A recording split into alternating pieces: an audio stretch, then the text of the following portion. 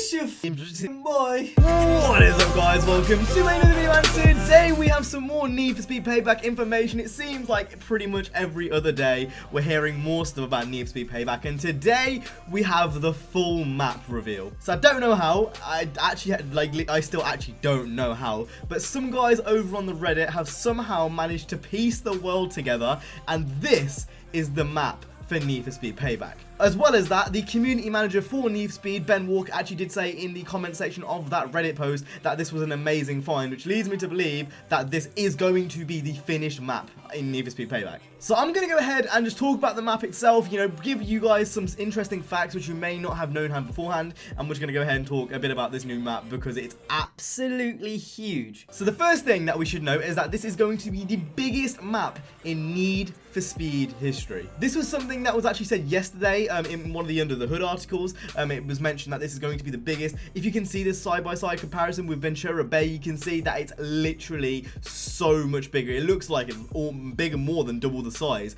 of Ventura Bay, which is absolutely insane. So we're going to go ahead and talk about each specific area. So we've got Silver Canyon, Silver Rock, Liberty Desert, and Mount Providence.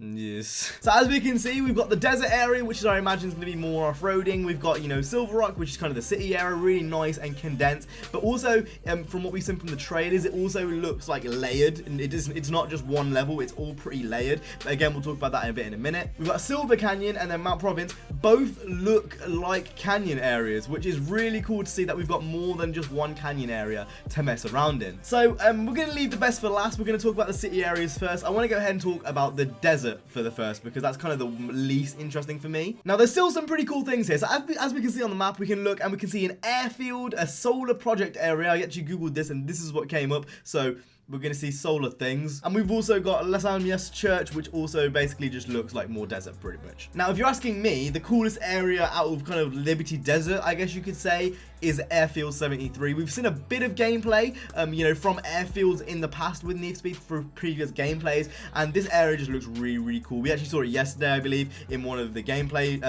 trailers, or in the world trailer. It just looks like a really cool area. We haven't had an airfield in a while for Need for Speed, so to be able to muck around at that, pretty goddamn cool. If we move over to Silver Canyon, we can see that there is winding roads and a lot of water. There's not really much else to kind of note here, really. We've got a place called Silver Casino Lodge, which I guess looks pretty cool, but as well as that, Silver Dam. So there's going to be a dam in the game. I think we actually saw that in one of the screenshots yesterday. It was one where a car was drifting when it had red tire smoke. There was a dam there. So I'm assuming that is this part of the map. So we're going to keep this rolling and we're going to go over to the other side of the map on the other canyon. And it seems like there is a lot of landmarks in this area. We have observatories, we have resorts, and we also have churches. So you can pray to Jesus in this game. And as we can see from how the roads are laid out, this is going to be the place for mountain drifting.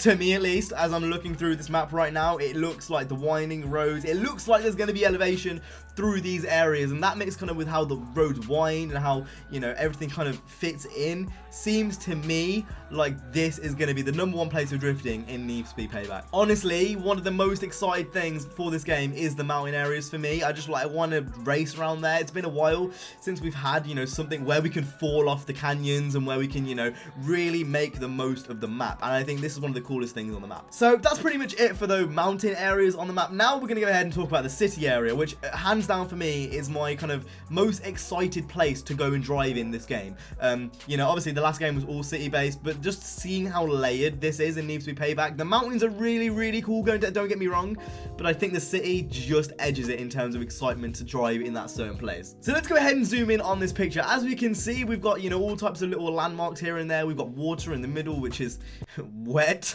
Billionaires Row, the Arc Tower, Lakeside. We've even got an international airport, but for some reason it's not in white, which makes me assume that that's not a drivable area. But as we can see, it's so dense. If you just look across the map now, you can see there's little side roads, little shortcuts you can use. There's so it's so dense, it's a bit ridiculous. And if we go to this screenshot from the trailer, we can see the trailer looks really, really layered. So not only are we gonna have these rewinding, twisty roads, but there's gonna be levolution, I guess you could say. Now, not in terms of, you know, be able to break things, but in terms of there's going to be more than just one layer to the city area. Something which I don't think a lot of racing games really do nowadays. Forza definitely doesn't do it. The Crew, I think, does kind of do it in some way, but not on the way that Need for Speed's doing it, you know? To being able to, like, drive on a road here and have your friend but literally below you on, like, an underpass, I can't really think of anything that has kind of been to that level. So it's nice to see that we're not only just getting, you know, one level and it's just going to be flat. Everything's going to kind of like, it's going to be on a level. Everything's going to be like, you know, you're going to be on one level, someone's going to be on a different level. That's really cool to me. Maybe I'm nerding out a bit. Maybe this is just me getting, you know, really, really kind of just in the moment, but like that for me is something that's just really, really cool. It just adds so much to the city and it makes it feel so much more alive. And if the trailers are anything to go by, the city is going to be busy. And that's it for the map. Really, really big, really big. I've really got nothing else to say about the map. I could rant on for like a few more minutes, but like, yeah, it's a huge map. We've got highways, cities, canyons, desert, and it seems like they've really done Las Vegas justice, or Fortune Valley in this case. No, they've really done it justice. I was one of those people that was a bit wary when they first said we're going to Las Vegas. I am still a huge backer for Japan. I still want a Need for Speed game in Japan, or even a Horizon in Japan. But I've got to say, with how they've kind of done this map, I've got nothing but good things to say. So with that being said, I hope you guys enjoyed this video. If you did, make sure to go ahead and hit the like, subscribe. I'll see you guys in the next one. You guys have been awesome. Stay safe and peace.